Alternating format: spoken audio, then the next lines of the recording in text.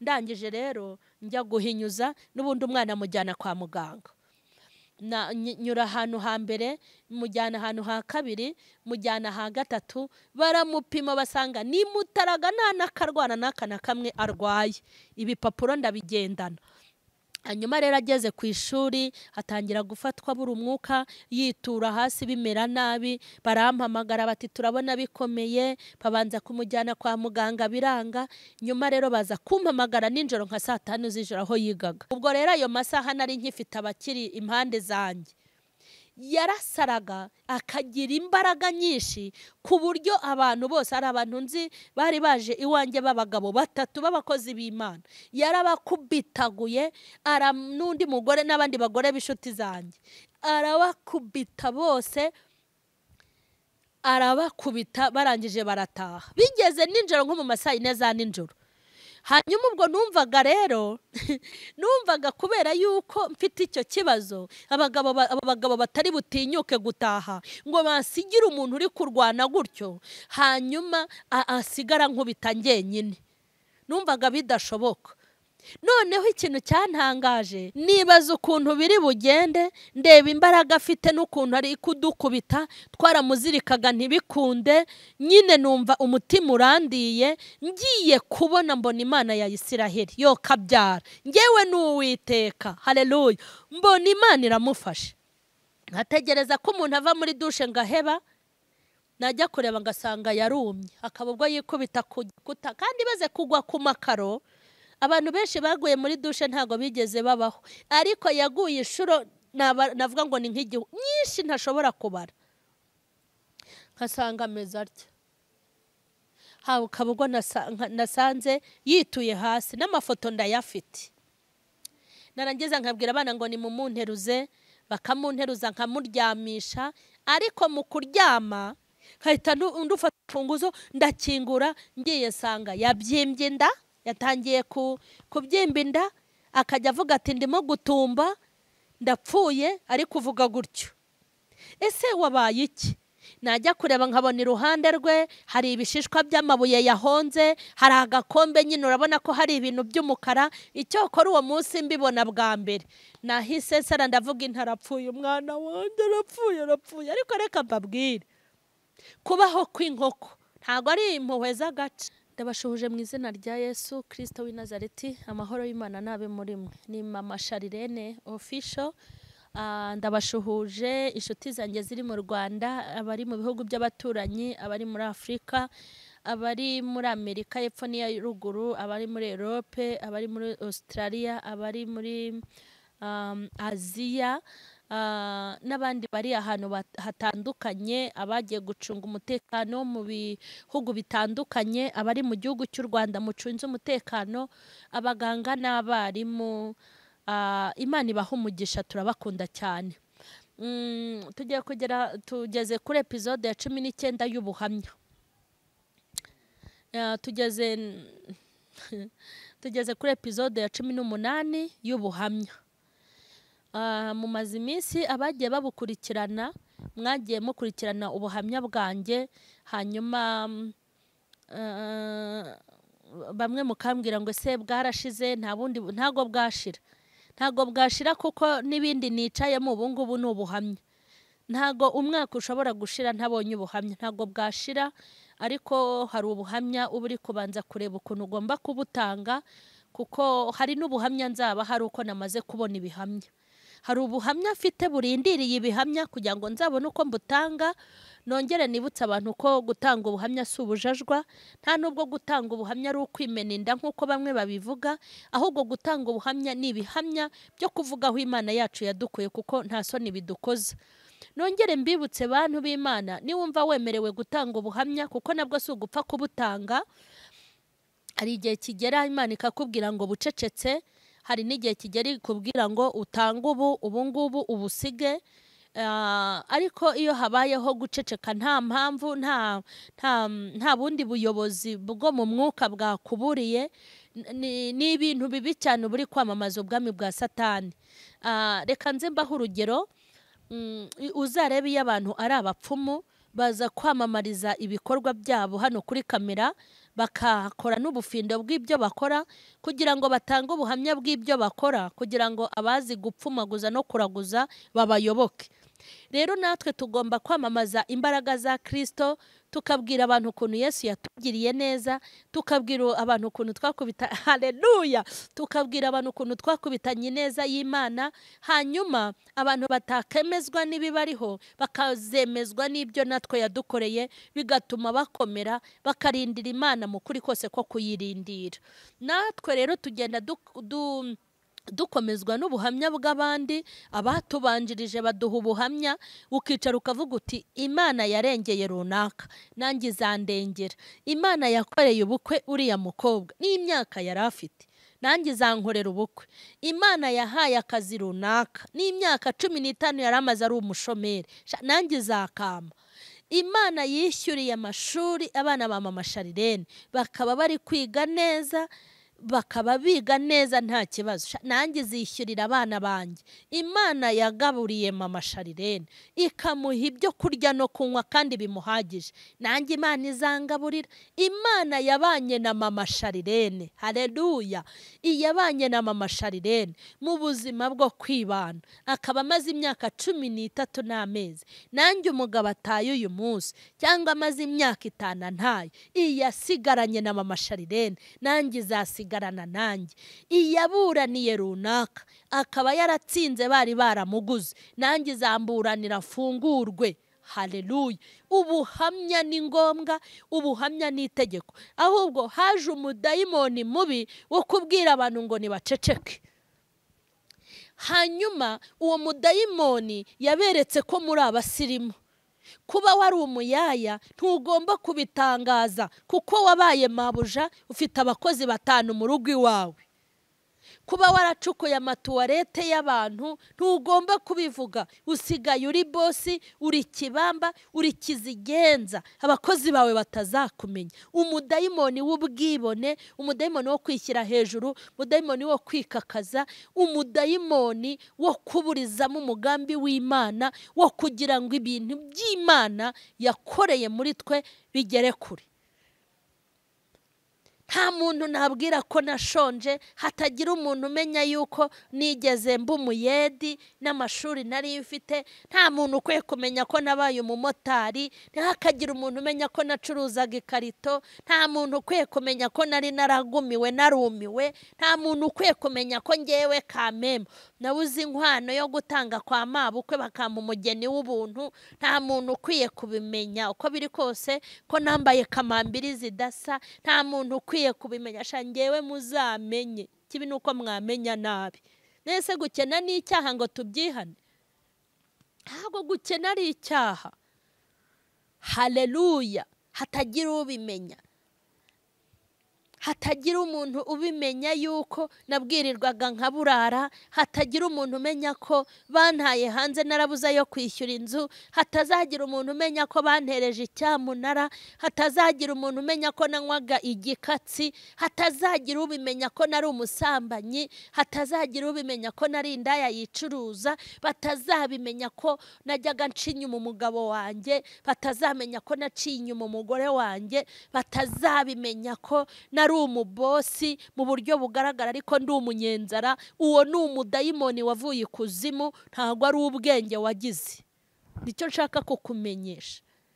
Mureke mbabwire, impamvu tunyura mu bikomeye, Imana ikatugira abakomeye, ni ukugira ngo abari kunyura mu bikomeye bitegure ko nabo bazaba bakomeye. Impamvu tunyura mu nzara, Imana ikaduteza inzara ubundi ikatugaburira, ni ukugira ngo tubwire abashonje ngo bo kwirwanurira kugira ngo barye. Mu ijuru hari Imana igabura.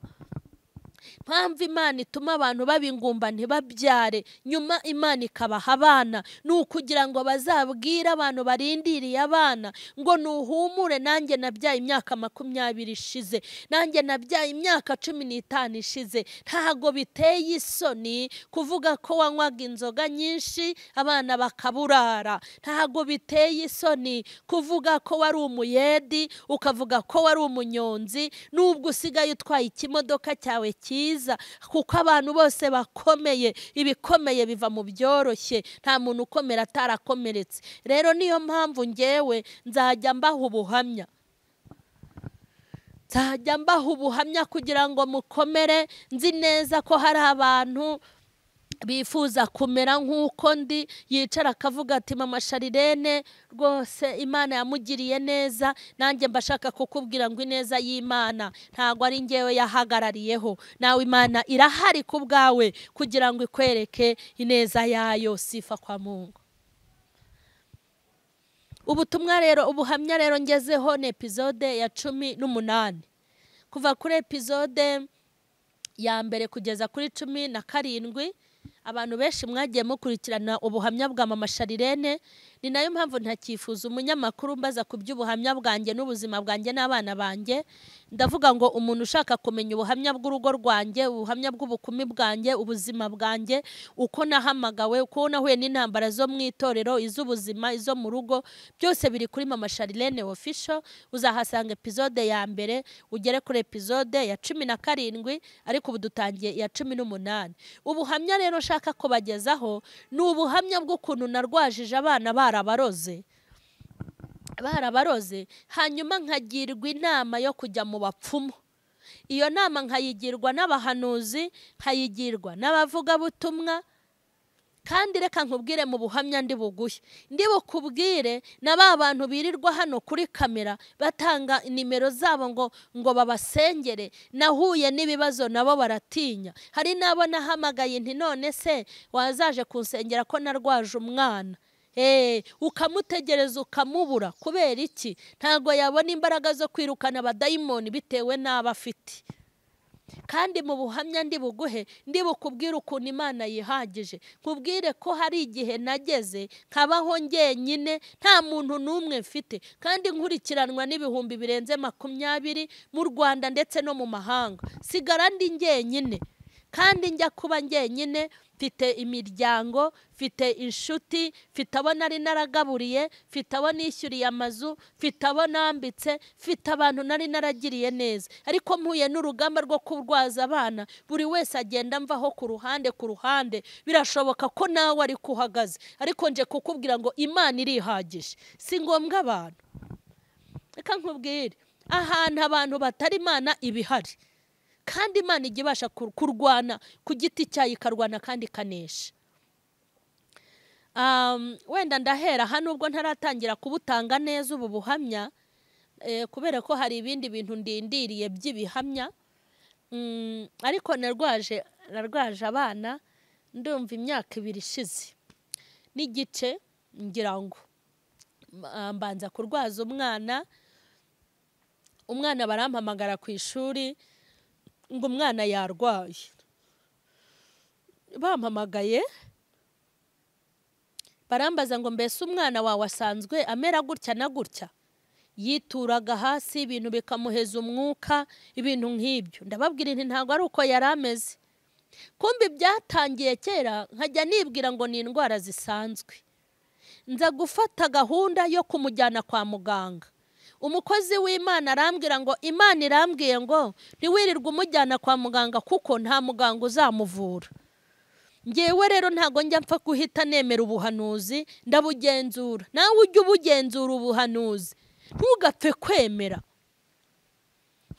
kwemera ngo barakubwiye ngo uriya musore si uwawe, ngo uriya mugore si uwawe, kariya kazi si akawe, ngo bigenze gutya, ngo Imana iravuze ngo gurisha iriya modoka, ngo Imana iravuze ngo va mu mujyi ujya mu cyaro. Ariko mwabaye muto, umuntu naguhanurira ntugahite wemera ibyo akubwiye, ariko ntukanabipinge. Ujye ugenda, kuko Imana yawe ntago ivuga rimwe ryonyine cyangwa kabiri, iravuga ikongera ikanavuga, kuko ni Imana itanga ibimenyetso. Wongere uce bugufi yibwire ngo biriya bintu ni wowe ubivuze. Kuko hari ibintu Satani avugira mu muntu, hari n'ibintu Imana ivugira mu muntu. Kandi bya Satani n'Imana ntago wabigenzuza umubiri, ahubwo ubigenzuza umwuka. Nongere no kubwira abantu bafata ibintu by'umwuka bikabigenzuza umubiri, ntukabikore. Ushaka kuvuga ngo ntibyavuye ku Mana kandi ariho byagize gute, byavuye. Ndangije rero njya guhinyuza, n'ubundi umwana mujyana kwa muganga. Nyura ahantu hambere, mujyana ahantu ha kabiri, mujyana ha gatatu, baramupima basanga ni mutaraga nta n'akarwara n'aka na kamwe arwaye. Ibipapuro ndabigendana. hanyuma rero ageze ku ishuri atangira gufatwa buri umwuka, yitura hasi bimera nabi. Barampamagara bati turabona bikomeye, babanza kumujyana kwa muganga biranga. Nyuma rero baza kumpamagara nijoro nka 5 z'ijoro aho yigaga. Barampamagara bati byakomeye, ngwino wumve. Urumva ahantu yigaga, ndashaka kubwira abana b'abakirisitu, nimugera ku bigo by'amashuri mujye musenga. Mujye musenga kuko ibigo byose bitanga uburenganzira bw'abana mu gusenga. Ntukabeho uri umunyeshuri ushaka amanota yonyine, ujye ubaho no mu buzima bwo gutunga Imana, ujye ubaho usenga. Gusenga ni byiza, bizagufasha. Umwana wanjye nawe yabaga muri groupe y'abana basenga, hanyuma babonye bikomeye barasenga. Haleluya! Umuririmbyi, ijambo ry'Imana riravuga ngo n'umwana muto uzi gusenga Imana. Indirimbo iravuga ngo n'umwana muto uzi gusenga Imana ntabwo azagira ubwoba, azafashwa no gusenga.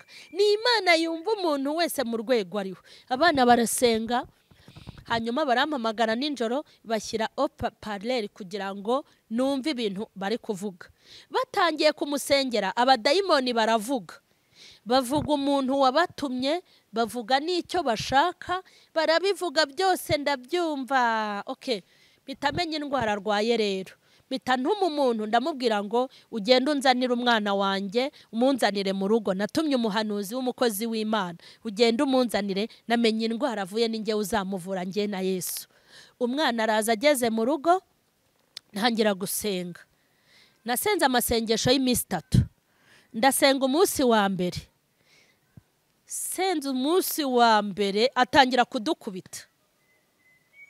Nasenganye n'abantu ubwo bari bakimparaye. Hari igihe abantu baguharara mu kigeragezo kitarakomera, kandi kikubwira ko ikigeragezo ntaho kiragera. Nuko iyo uri mu kigeragezo abantu benshi baza kugufasha, baragusura mu burwayi, bakagusura mu kigeragezo, baraguhumuriza, bakakuba hafi. Ariko ikigeragezo kikubwira ko cyageze ahantu kinuka, Imana igiye kuza, nta wongera kukuvugisha, nta wongera kuguhumuriza, nta wongera kugusura. Barakurambirwa bose, bakavuga ngo yaba yanapfaga bikarangira, ariko yo gukomeza kurushya abantu.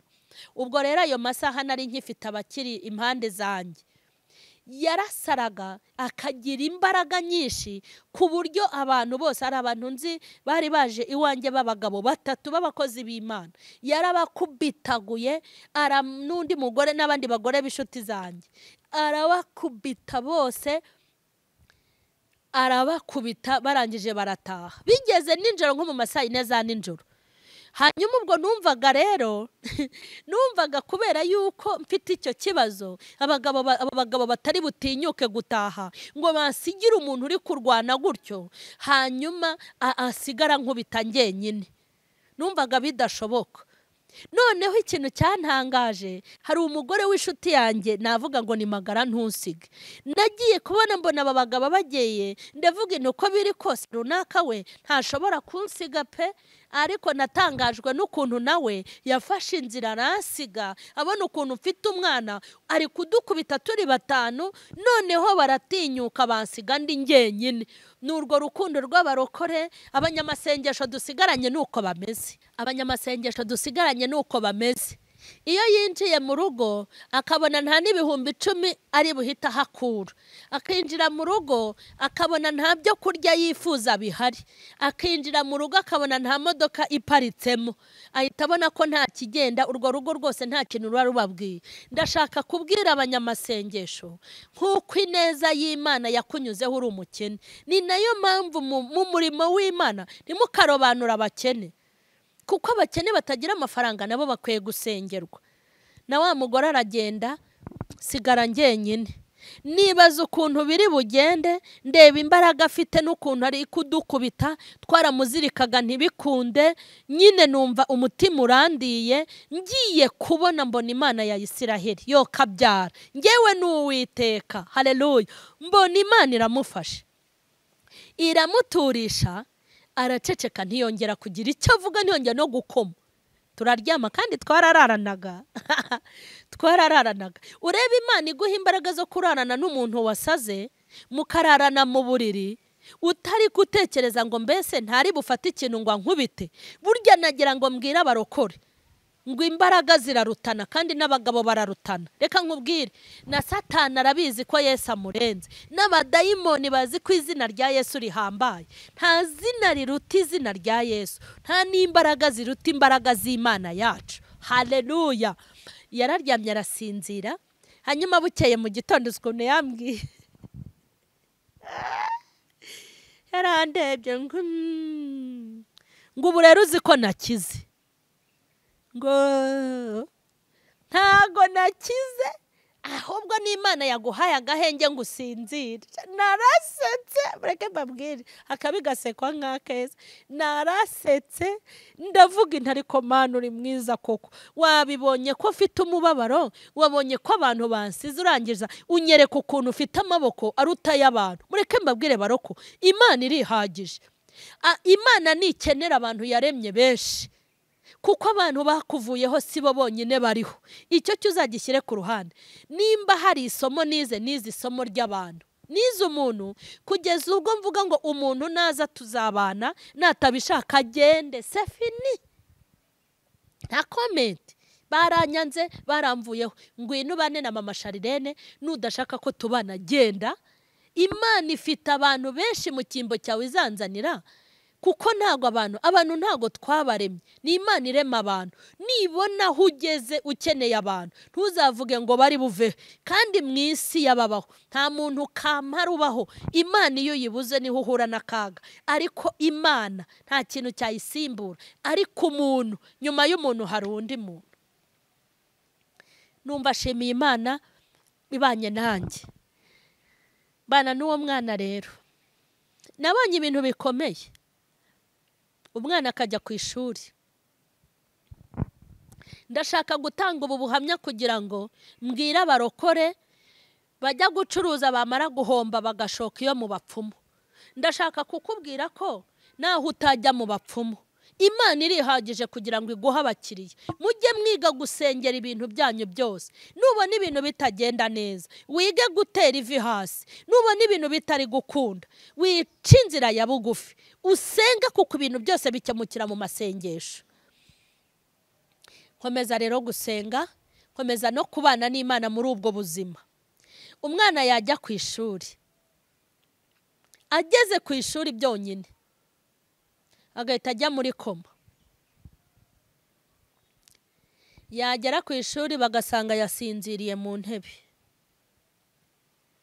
bamukoraho ukuboko ukundi ijosi, bakamurya inzara, bakamukangura, wapi, bakaba barampamagaye, ni wowe mama wa runaka, ngwino umutware yarwaye. Ariko nagerayo ngasanga batitiye, ubwoba bukabica, kuko iyo yarwaraga yamaga ameze nk'uwapfuye. Yabaga ameze nk'uwapfuye, kuko bari abadayimoni nyine. Yabaga ameze nk'uwapfuye, ariko njyewe nageze aho ndabimenyera, nkavuga nti uko biri kose ari buzuke. Ugasanga batitiye, hitujyana umwana kwa muganga gutya na gutya. Ibyo bipapuro rero nabanje kumuvurizaho nibyo byatumye, nibyo byamburaniye. Hari ukuntu abarokore batugira ibigoryi, bakatugira injiji nubwo tuzifite nyinshi. Wabwira abantu ati nzamusengera, batumva bwa bujiji bwabo, ariko ntimukiyemere. Hari indwara zivurwa n'abaganga, nabo barabizi ko hari ibyo batavura. Ikikubwira ko bihari nuko nabo ubwabo bapfa bishwe n'indwara kandi bigiye kuvura. Hanyuma rero nkaba ngiye kuzana imodoka yo kumutwara, nkamujyana, namugeza mu rugo, agahita akanura amaso atya, amusengera, agahita akira, cyangwa akamara nk'iminsi 2 ataragaruka, cyangwa umunsi umwe akiri muri koma yaragiye. Ariko nzi ko azagaruka kubw'imbaraga z'Imana. Hakaba ubwo yageraga mu rugo saa 7 zamara kugera na saa 8 atagisubiye kwiga, twabivuyemo, agahita aba muzima atya. Ku buryo wibeshye ukabwira umuntu ngo mfite umwana urwangiye kumuzana ku ishuri, aza agasanga umwana ni muzima, nta n'akamenyetso kuko yarwaye. Mwumva ibintu nabanaga nabyo rero byari ibyo ngibyo. Hanyuma umunsi umwe uwo mwana, umuntu wamurogaga amusanga ku ishuri. Nabwo urumva bwaracyaga akajya ku ishuri. hari n'igihe naryamaga nkumva kinguye urugi nkagira ngo agiye muri dushe gukaraba, nkategereza ko ava muri dushe nkaheba, nagera nkabyuka kuko nyine namucungaga nk'uruhinja, najya kumureba muri dushe ngasanga yituye hasi, kera yaragiye yarumye, nkahita mbwira abana ngo nimuze mujye kumunteruza. Twari twarabimenyereye kandi twabimazemo imyaka 2 yose. Umuririmbyi yaravuze ngo kubw'imbaraga ze dufite tuzabaho no mu rupfu. Mureke mbabwire, kuva nafungura Mama Sharirene official, nayifungura icano yanjye, nayifunguye mpura n'ibyo bibazo, nayifunguye nibera muri ibyo bintu, najyaga nza hano kuri kamera nkabaha ibiganiro, nkababwira ijambo ry'Imana, nkababwira ukuntu Imana ikomeye, namuziritse amaguru, namuziritse n'amaboko kuko yararwanaga agaterana n'ibyuma. Ibiganiro byose natanze rero mu myaka 2 yose natangaga ibyo biganiro, umwana yaragize gute, yararwaye ibyo bisazi bari baramuroze. Noneho nkategereza ko umuntu ava muri dushe ngaheba, najya kureba ngasanga yarumye, akaba ubwo yikubita kuta, kandi baze kugwa ku makaro. Abantu benshi baguye muri dushe ntago bigeze babaho, ariko yaguye inshuro navuga ngo ni nk'igihu nyinshi ntashobora kubara, nkasanga ameze atya. Hakaba ubwo nasanze yituye hasi, n'amafoto ndayafite. Narangiza nkabwira abana ngo ni mumunteruze, bakamunteruza nkamuryamisha, ariko mu kuryama namara kumuryamisha ngasenga, ubundi nkabyihorera, ariko nkamucungira hafi kugira ngo ataza kubyuka ajya gufata ibyuma. Ubwo buzima mbubamo, noneho mbona n'urugamba ntazashobora njyenyine, ntangira guhamagara abakozi b'Imana. Uwo mpamagaye ati nzaza, nkamutegereza nkamubura, nuje ntiyongere gukandagira ikirenge mu rugo, ntagaruke kuko yararwanaga. Noneho rero kumugera imbere uri umunyabyaha byabaga ari ikibazo gikomeye.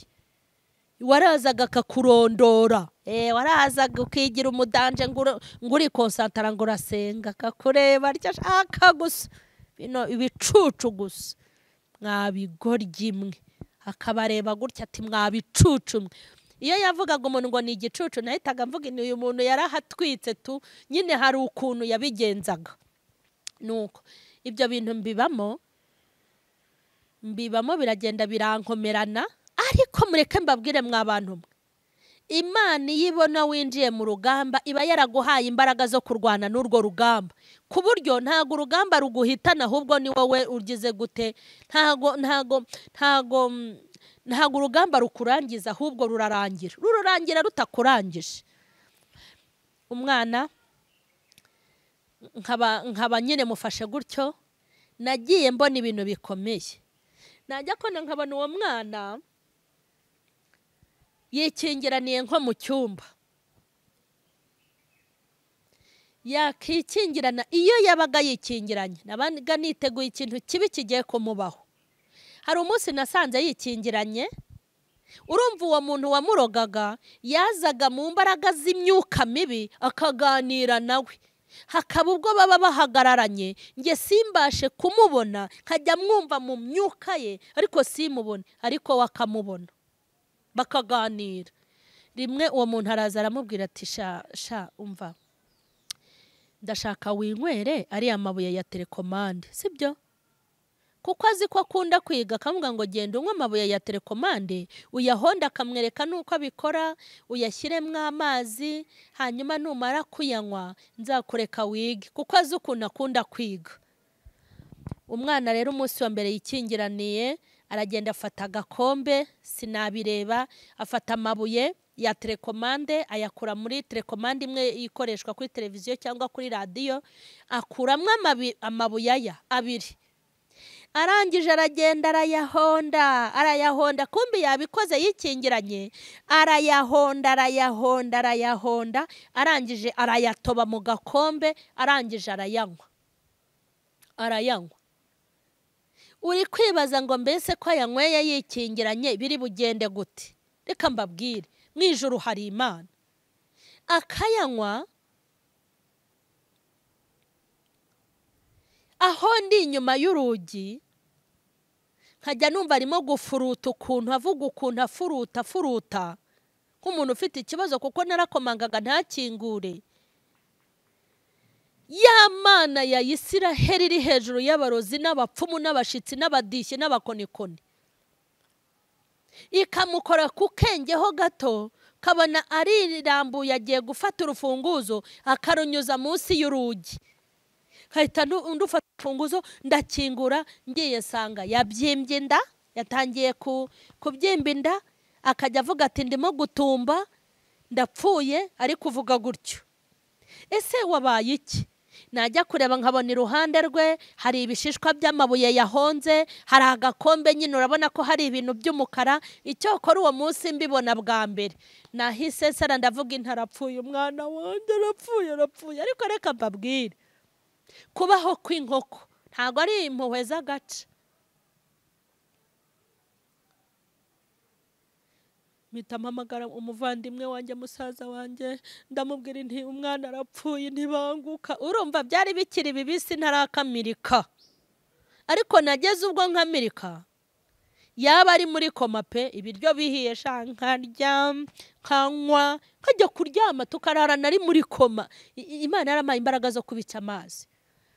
Musaza wanjye araza, azanye imodoka, turirukase kwa muganga. Ageze kwa muganga tugura ibinini, hari ibinini bituma umuntu adiyara, barabimpa bijya gusa n'amakara, baratubwira ngo ahita binywa byose abinywere rimwe, ibinini 24, ariko ni ibinini ntibyica nyine, bituma umuntu adiyara.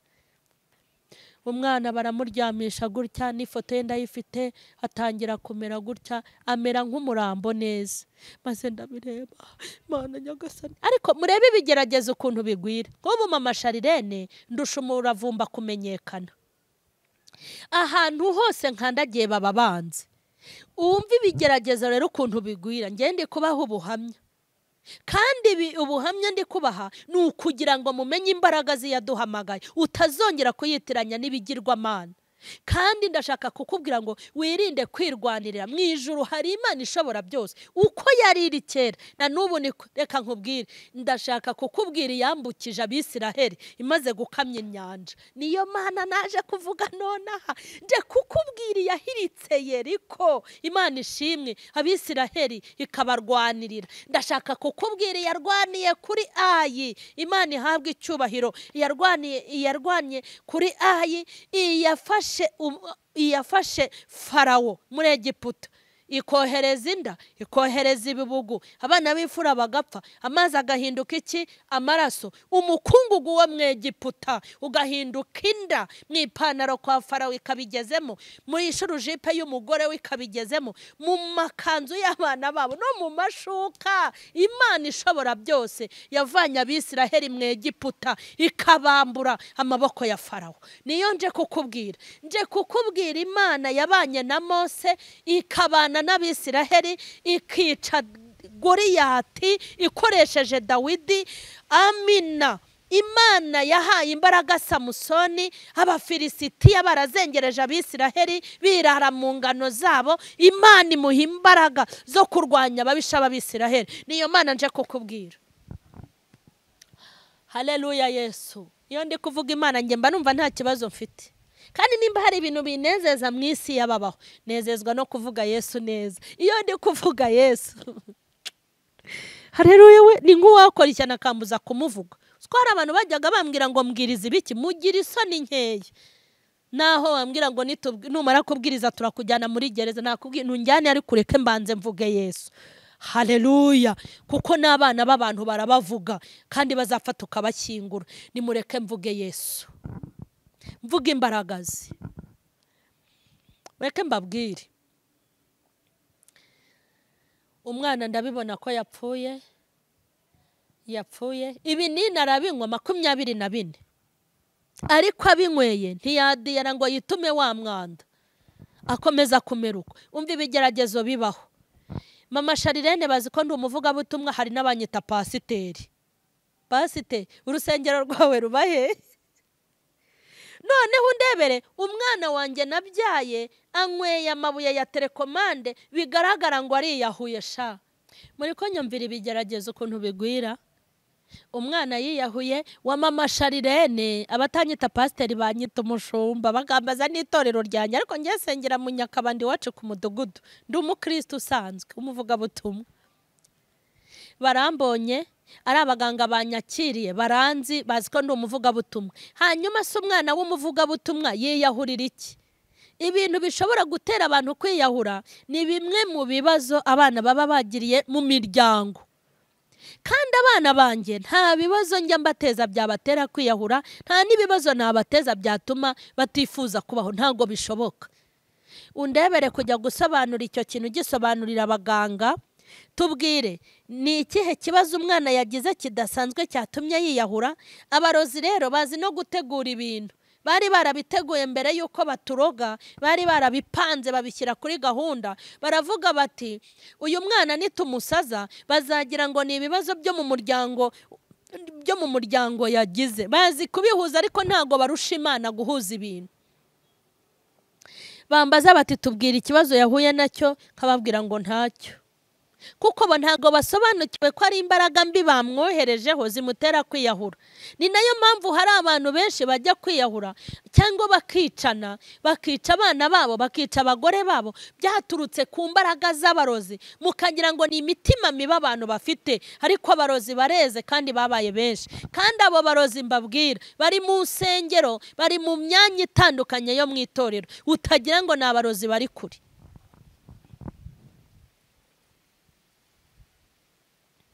Umwana yafashwe ate? Ni iki cyamuteye kwiyahura, gushaka kwiyahura? Kuko ni ibintu bigaragara ko yiyahuye. Ukabura ikintu usobanura, ukabura icyo uvuga. Mwana bamuha ibinini 24, ananirwa kudiyara, muha amazi, muha imbuto, muha ibintu byose bituma umuntu adiyara. Umwana amara iminsi 3 yose ataradiyara ngo yitume ya myanda imuvemo. Kwa muganga baradusezerera, njyana ibinini bampaye. Umwana amara iminsi 3 mu rugo atarituma, bya bintu yanyweye byose bikimuri mu nda. Nyuma y'iminsi 3 mvuga ukuntu Imana yambwiye, haleluya. Imana yarambwiye ngo n'ubundi kumujyana kwa muganga kwawe ni ukutizera ugira. Irambwiye ngo none se ko wamujyanye bamumariye iki? Mbwira Imana ntimbabarira, sinkubwiye ngo ujye ureka kujya kwa muganga wa muntu, umbabarire cyane. Byose ni amashuri Imana ibigira ngo itwigishe. Mbwira Imana ngo mbabarira, ntangira gusenga ngo umwana noneho bimwe yariye abigaru abyitume nyine. Nyuma y'iminsi 3 mu masengesho nasenze, umwana aradiyara, arituma ibintu byinshi nyine na bimwe yariye, aba muzima, aba mutaraga, ntiwamenya ko yongeye yagize gute, yari amabuye ya telekomande. Imana imugirira neza. Ntago ubu buhamya ndi buburangize, ntago nahita mburangiza aka kanya, kuko nimba ari ibintu byabaye mu myaka 2, nuko ari ibintu bikomeye nyine. Nzajya ngenda mbabwiraho agace gatoya, ama episode mbaho muri ubwo buzima. Ibyo binini ayo mabuye mbona arakize, Imana ingirira neza. Noneho ubwa kabiri, urumva nari namuvanya ku kigo yigagaho, mujyana ku kindi, ajya kwiga ku kindi kigo. Noneho ageze ku ishuri, igihe kimwe agiye kwiga, wa muntu umuroga aza hano mu maso ishusho, amubona ko ari umuntu, ariko ikindi gipande amubona ngo ari uruyoka, ngo rurerure runini. Ngo araza aramubwira ngo niko, ngo harya uje kwiga, ngo uje kwiga wowe? Aramubwira ngo ntago uziga, ntago nzakwemerera. Arangije aramubwira ngo ngiye guhina ikiganza cyawe, hanyuma nubasha gufata ikaramu uzagende wige. Akimara kubimubwira, umwana ahita amera gutya ikiganza. Amafoto ndayafite, ntago nshaka guhita nshyira ahagaragara amafoto yose, kubera ko tuzabishyira mu gitabo, tuzandika ibitabo byinshi by'ubuhamya bwacu. Umwana ataha ameze gutya, sinzi nimba muri kumbona iki kiganza ukumeze gutya. nuko umwana yatashye ameze.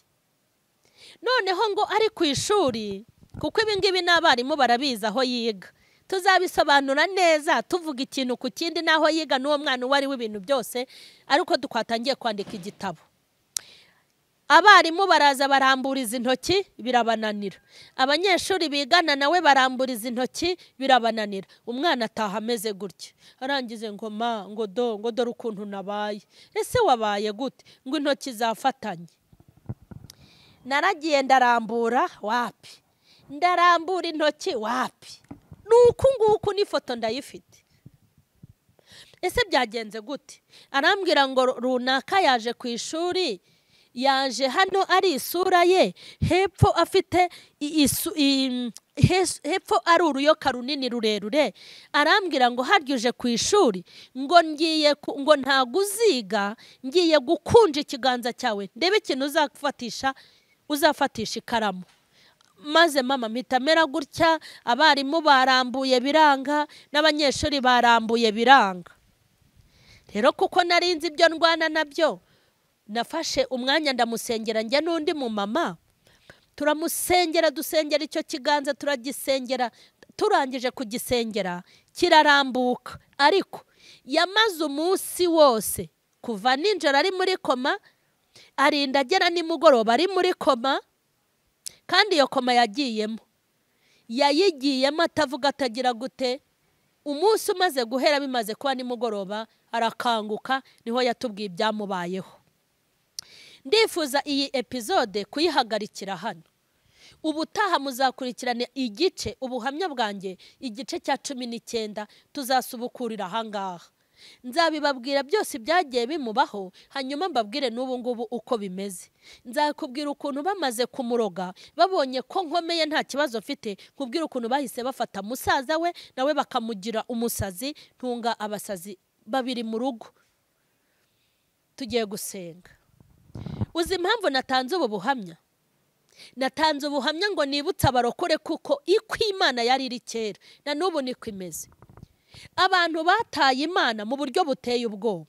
Abantu bari kuva ku Mana. Umuntu arabona akazi, aho kugira ngo ashimire yakamuhaye, akajya mu bapfumu ngo azagatindeho.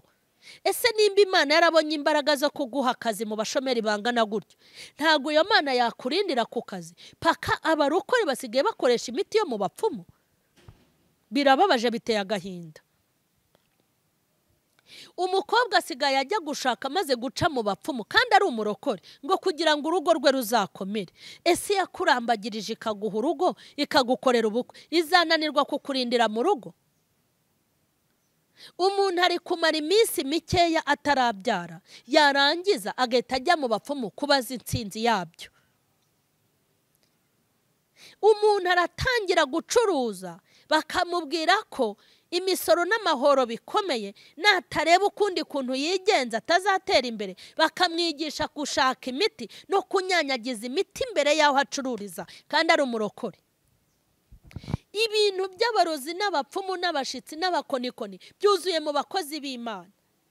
Abakozi b'Imana baricara bakakubwira ngo gukoresha impano z'Imana neza ntago uzatera imbere mu gihe utazajya kugura imiti. Uba abapasiteri, ababishopu n'abashumba n'abantu benshi nubwo atari bose basigaye bafungurira isengero ku miti, bagakoresha imbaraga zitari iz'Imana ngo kugira ngo babone amaturo batera imbere.